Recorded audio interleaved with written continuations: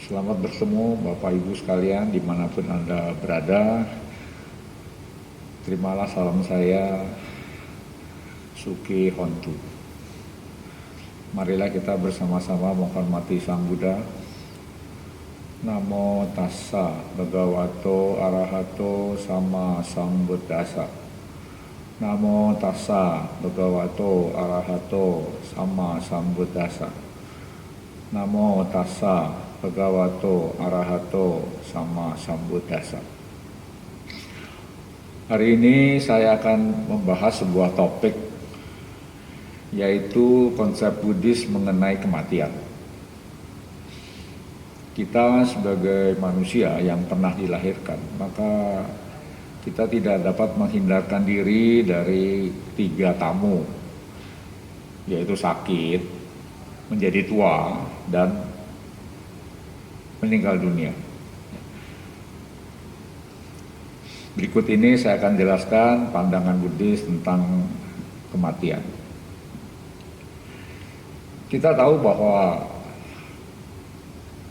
kehidupan yang sekarang ini bukanlah yang pertama. Kita sudah berkali-kali dilahirkan dan berkali-kali meninggal dunia. Jadi kita tidak tahu berapa kali kita sudah pernah menjadi manusia, berapa kali menjadi dewa, ya kita tidak tahu. Kemudian juga bukan yang terakhir, ya, kalau kita tidak menjadi arahat. Ya, jadi kita masih akan lahir berkali-kali lagi, tergantung ya, dari karma-karma kita. Jadi prinsipnya yang sekarang ini adalah di tengah-tengah, ya, bukan yang pertama dan bukan yang terakhir.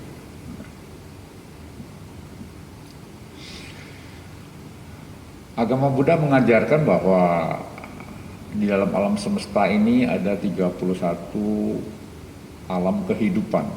Ya. Nah, sedangkan manusia menempati alam yang kelima. Di bawah manusia ada 4 alam yang menderita, yaitu alam neraka, alam binatang, alam peta atau alam setan, dan alam asura atau jin. Nah, umumnya disebut sebagai alam apaya. Ya.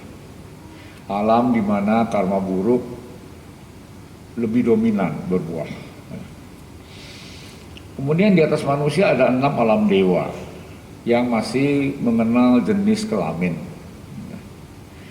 Kita sebut juga surga. Ya. Kemudian di atas alam dewa ada alam Brahma. Ada 16 alam Brahma yang berbentuk, yaitu memiliki rupa. Kemudian ada lagi 4 alam Brahma yang tanpa bentuk, ya, arupa.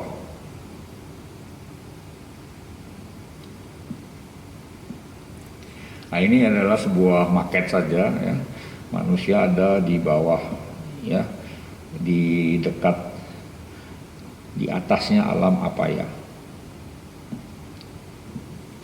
Sang Buddha mengajarkan bahwa segala sesuatu yang mempunyai awal, yang pernah tercipta, yang terdiri dari paduan unsur-unsur dan saling bergantungan, bercorak tidak kekal, ya, selalu berubah.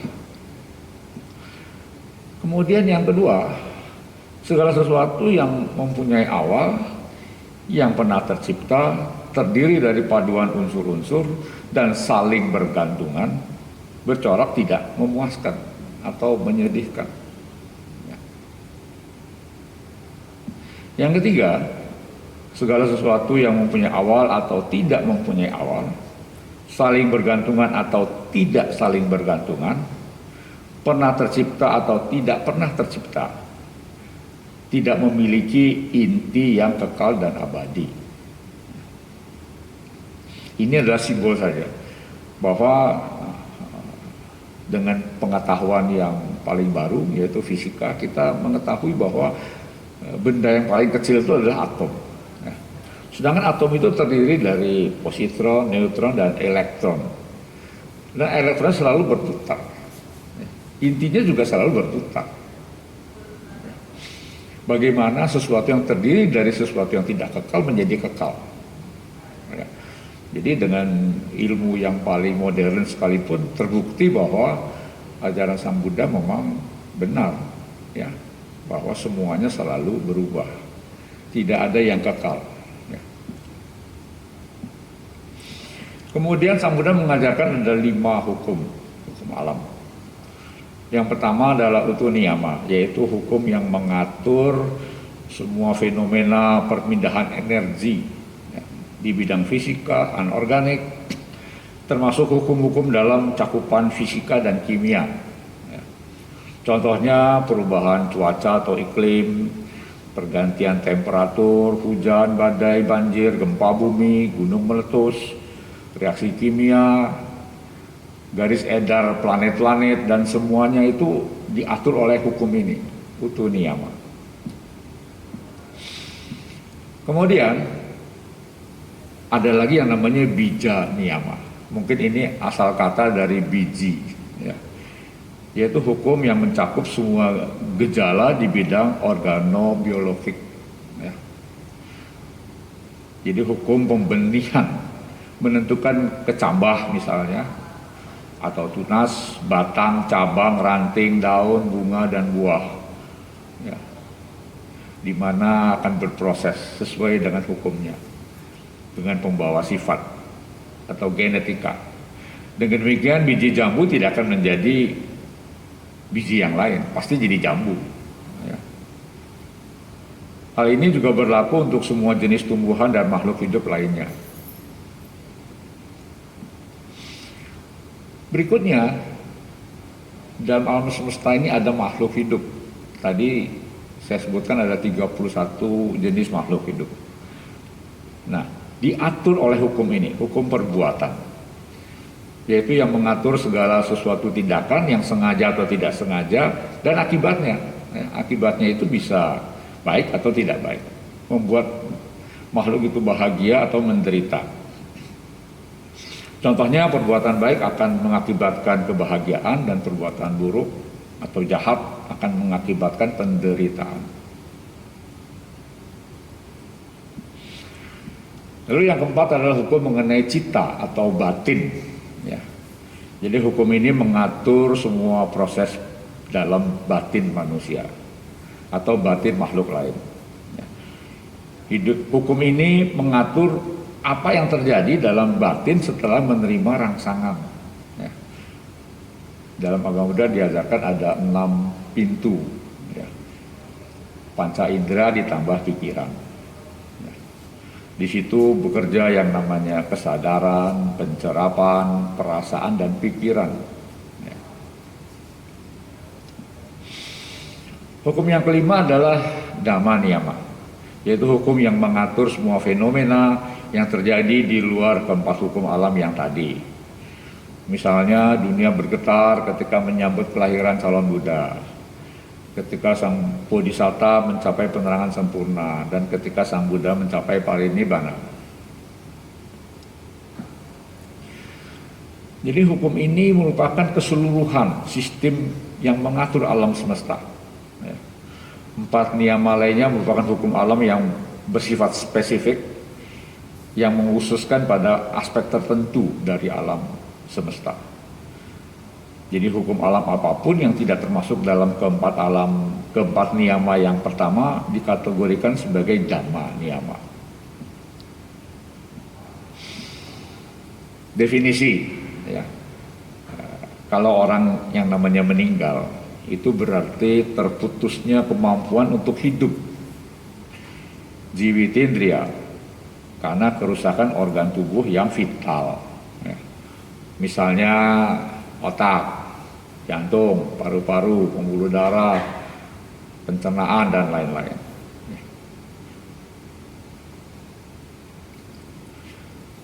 Menurut agama Buddha ada 4 jenis kematian. Pertama karena habisnya usia, yang kedua karena habisnya karma, yang ketiga karena habisnya usia dan karma, dan keempat mati karena musibah. Misalnya lilin itu bisa mati karena sumbunya habis, atau lilin itu bisa mati karena lilinnya habis. Atau yang ketiga karena sumbu dan lilinnya habis. Dan yang keempat karena tertiup angin.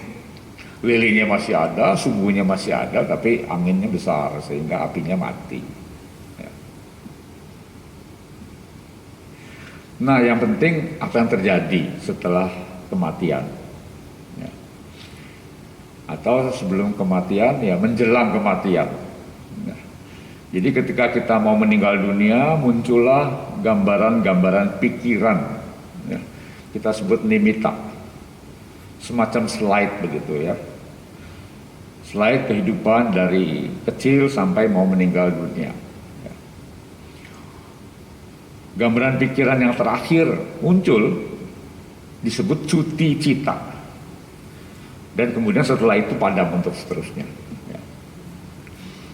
Jadi gelombang pikiran ketika kita mau meninggal dunia akan berproses secara cepat sekali. Ya, dari 31 sampai 100 kali per detik ya, atau lebih cepat lagi ya.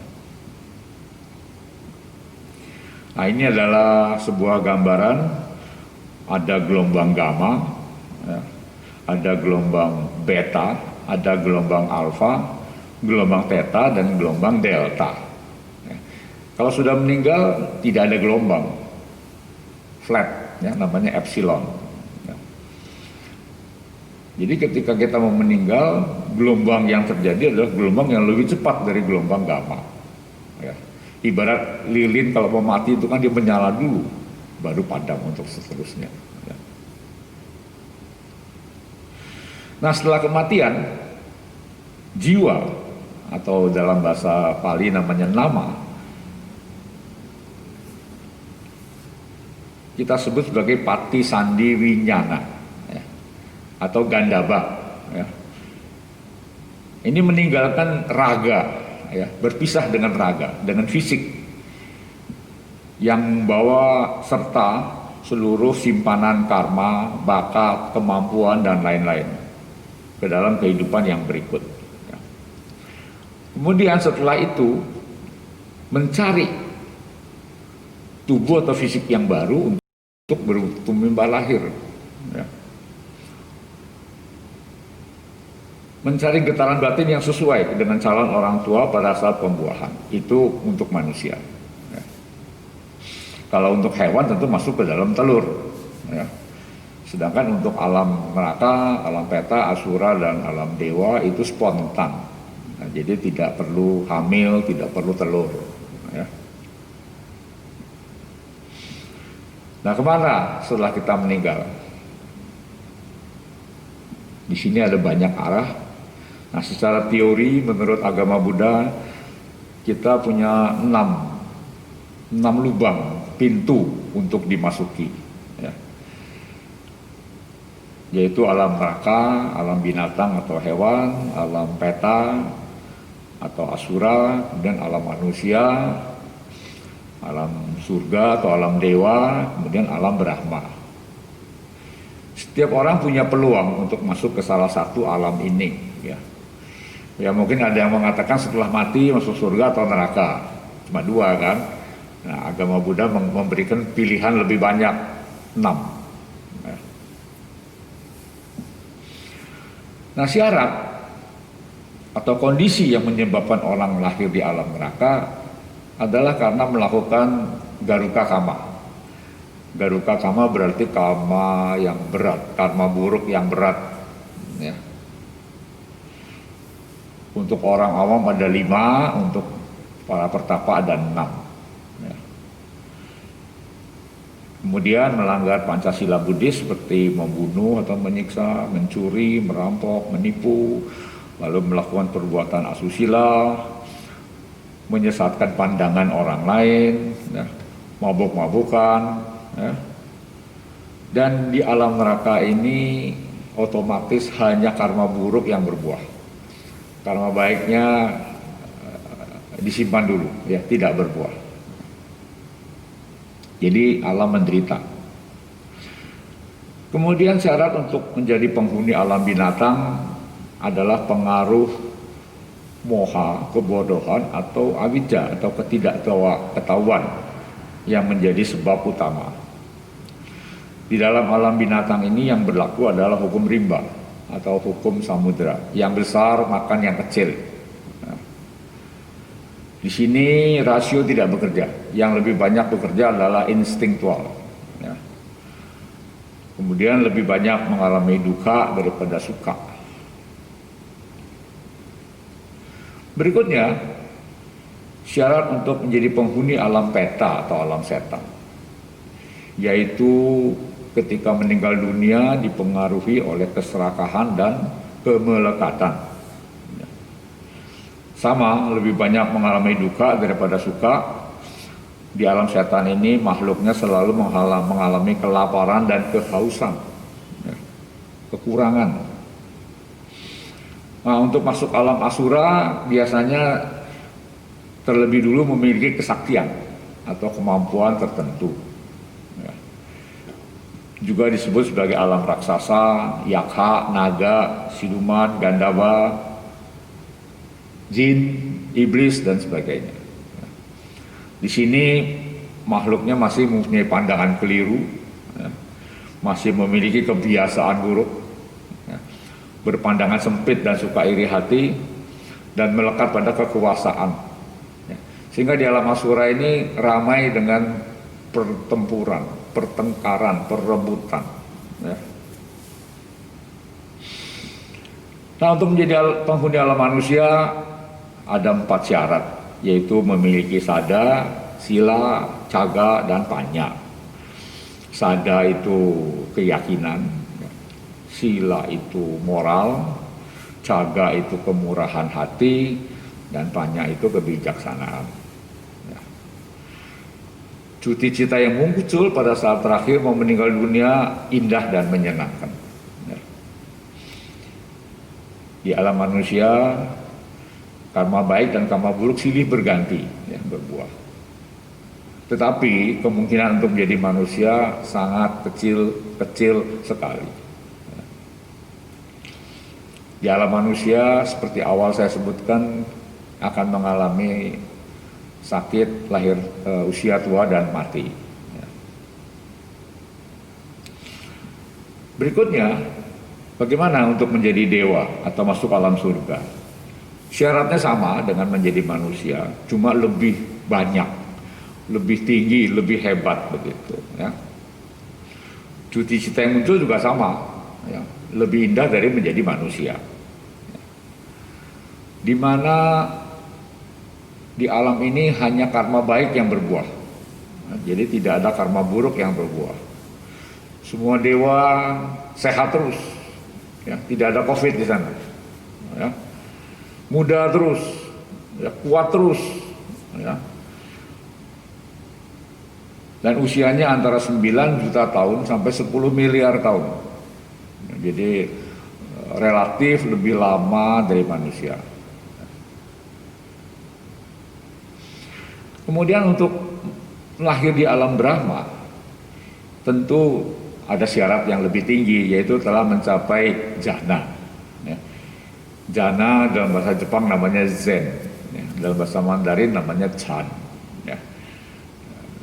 Jadi mempunyai kemampuan untuk memusatkan pikiran. Ya. Ada 16 rupa jhana, ada 4 arupa jhana. Usianya dari 10 miliar tahun sampai tidak terhingga, ya, 84 juta mahakalpa, ya. Satu kalpa itu satu umur dunia, ya. Satu mahakalpa adalah 4 kalpa, jadi lama sekali, ya. Nah, yang penting untuk kita adalah cara supaya tidak lahir di alam apaya. Ya, kalau ditawarkan siapa mau masuk neraka, nggak ada yang mau. Tapi ketika diberitahu caranya belum tentu bisa. Ya. Jadi supaya bisa terhindar dari kelahiran di alam apaya, maka manusia harus bisa mencapai tingkat-tingkat kesucian. Ya. Meskipun mencapai tingkat kesucian yang paling rendah itu sudah cukup untuk tidak lahir di alam apaya. Tingkat kesucian yang pertama adalah Sotapanna. Jadi paling banyak 7 kali lagi terlahir sebagai manusia. Ya. tidak mungkin terlahir lagi di alam apaya, tidak mungkin melakukan 6 kejahatan besar atau garuka karma, dan telah mematahkan belenggu 1 sampai 3. Sakadagami adalah alam yang berikutnya, tingkat kesucian yang berikutnya, yaitu paling banyak 1 kali lagi terlahir sebagai manusia. Itu 1 ya. Tidak mungkin terlahir lagi di alam apaya, tapi telah melemahkan ya, syaratnya. Belenggu yang keempat dan kelima. Anagami disebut A. A itu tidak akan ya. A tidak terlahir lagi di alam manusia dan alam apaya. Kemana lahirnya? Yaitu ke alam surga. Kalau tidak memiliki jana, lalu lahir di alam sudawasa apabila memiliki jana. Ini telah mematahkan 5 belenggu. Nah, kalau sudah menjadi arahat, tidak akan terlahir lagi di alam manapun juga. Ya. Karena telah mematahkan 10 belenggu. Nah, ini adalah belenggunya. Ya. 5 belenggu yang pertama, pandangan keliru bahwa hidup itu atau jiwa itu kekal dan abadi. Yang kedua, ragu-ragu tentang Buddha dan Dharma. Ya. Apakah sang Buddha itu pernah hidup? Atau mungkin cuma dongeng? Ya. Ya. Jadi itu namanya keraguan-raguan. Yang ketiga, kepercayaan tahayul tentang upacara. Bahwa dengan upacara kita bisa menjadi suci. Bahwa dengan upacara kita bisa mencapai jana. Yang keempat adalah hawa nafsu raga, nafsu indria. Ya. Yang kelima, keinginan jahat, ya, dendam atau benci. Kemudian yang berikutnya, yang keenam, keinginan untuk lahir di alam Brahma, rupa bumi. Yang ketujuh, yang lebih tinggi, arupa bumi. Yang kedelapan adalah kesombongan. Angkuh. Yang kesembilan adalah kegelisahan. Dan yang ke-10 adalah kegelapan batin. Jadi kalau kita bisa mematahkan semuanya 10, menjadi arahat. Terbebas dari kelahiran. Terbebas dari kelahiran berarti terbebas dari usia tua, sakit, dan mati. Demikianlah Bapak Ibu sekalian, agama Buddha memberi penjelasan mengenai kematian. Semuanya sangat jelas. Semoga setelah memahami, mengetahui, lalu merenungkan mengenai kematian, kita lebih menghargai kehidupan. Bahwa selama kita masih hidup, kita masih bisa berbuat sesuatu. Berbuat dengan pikiran, perkataan, dan perbuatan. Dengan demikian kita membawa bekal lebih banyak untuk kelahiran yang akan datang.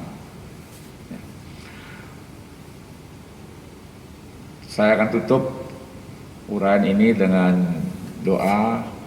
Semoga saya selalu berlindung kepada Sang Tiratana sampai terbebas dari duka. Semoga semua makhluk hidup berbahagia. Sadu, sadu, sadu.